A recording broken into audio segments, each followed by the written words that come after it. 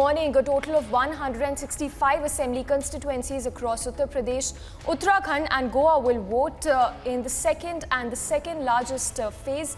This will conclude polling in Uttarakhand and Goa in slightly more than a quarter of seats in Uttar Pradesh and in a third of the 690 seats. We have our colleagues joining us this morning. We have Prakash, Priyanka as well as Sumi joining us live this morning. Good morning to all of you. It's a power-packed day. Starting with you, Sumi, tell us about the key constituencies and the key candidates going to polls in the Phase 2 of UP polls.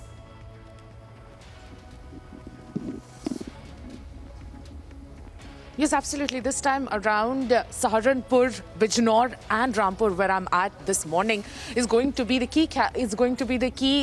Phases. I beg your pardon. Is going to be the key seats of the Uttar Pradesh elections in the second phase of polling. And Rampur is going to be witnessing a very interesting fight between Azam Khan, who is fighting the elections from jail, as well as from his BJP counterpart, that is Akash Saxena. Apart from that, it is legitimate Nawab of Rampur versus the King Khan of Rampur, as Azam Khan is usually dubbed. And in fact, it is also a father versus father fight in Rampur as well as in Suar constituency. It is the son versus son fight, because Abdullah Azam Khan's son is contesting from Suar constituency. And apart from that, Nawab's son, who's contesting on an Apna ticket, is fighting from Suar constituency. His name is Haider Ali Khan. And we're waiting for the entire family to come here and cast their vote here in the Zila Panchayat court, which is their bastion. And this Rampur is considered as Samajwadi Party bastion. And remember, Azam Khan hasn't lost any election since 1980. He is the 9-time MLA and people have immense faith in him. And in fact, what are the reeking issues that have, eaten the people here when it comes to these elections? The focal point when it comes to issues will be the unemployment and certainly the increased in electricity bill. Azam Khan is said to have given them factories which have generated a lot of employment for the people of Rampur, and that is what the people are going to be voting on. Right. Sumi, stay with us. We also have Prakash joining us live. Prakash, good morning. If you talk about the Phase 2 constituencies, the minorities will constitute an important chunk of the population that will be going to polls. Help us understand the voting pattern we've seen in the last years as far as this Phase 2 is concerned and the constituency is going to polls today.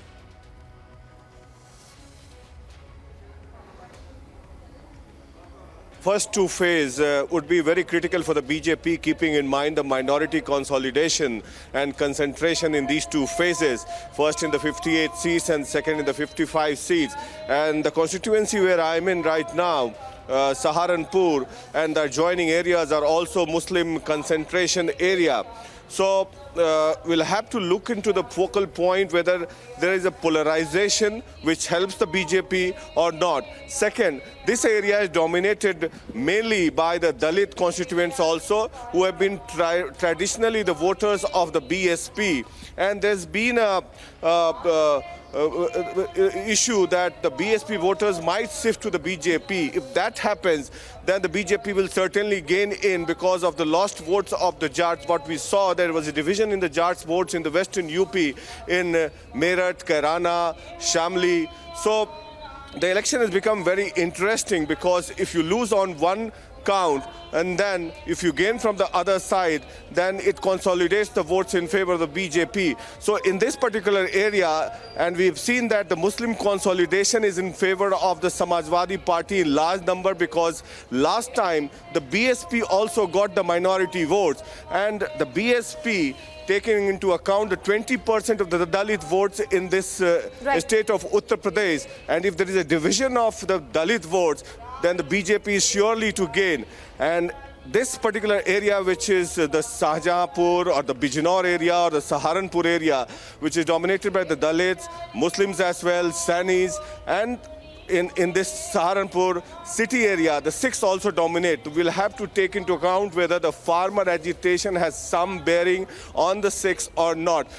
The whole day, I will give you the analysis on the caste composition, which way different caste segments are going towards, because elections in India is all about social dynamics. Back to you. Prakash, stay with us. We have Madhurima joining us as well from Dehradun. Madhurima, good morning. It's of course a power-packed day. You know, if we talk about what we've seen over the past years, since the state was formed in 2000, the power has alternatively changed between the BJP and the Congress. But now it's the AAP that has also joined the fray. Do you see AAP, making it difficult for the BJP and Congress somewhere, or is it still a bipolar battle in the state?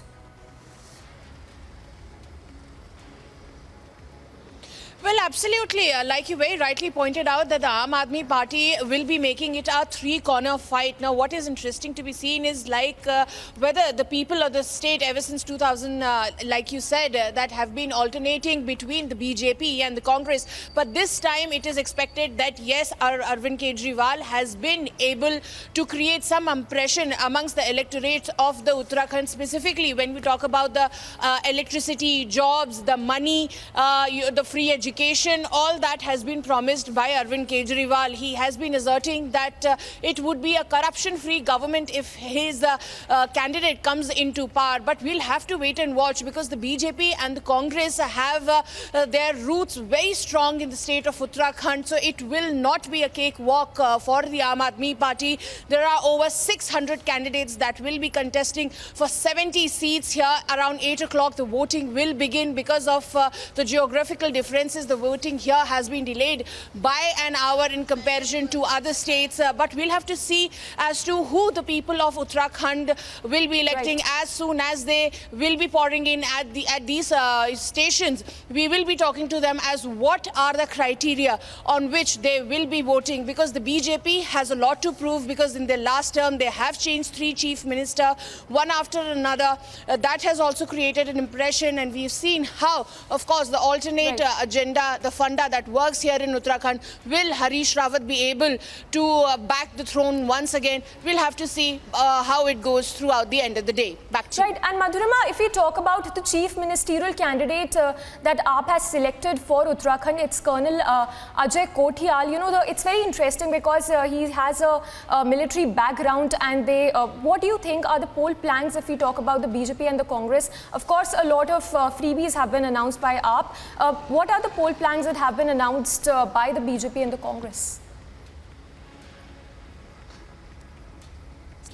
Well, the BJP has been pressing on Sabka Saath, Sabka Vikas, but the changes that we saw that after the Aam Aadmi Party had released its manifesto is that the BJP is also concentrating on a couple of freebies that have that were used by the Aam Aadmi Party government in the Delhi, and were, they did materialize. The Aam Aadmi Party did win big in the national capital. And similarly in the Congress, they are also pressing upon the education front, the employment front, and where they are saying that they will also try and accommodate the poor section on the state of Uttarakhand as well. Madhurima, stay with us. I'm sorry, I'll have to interrupt you there. We also have Alisha joining us from Goa. Alisha, good morning.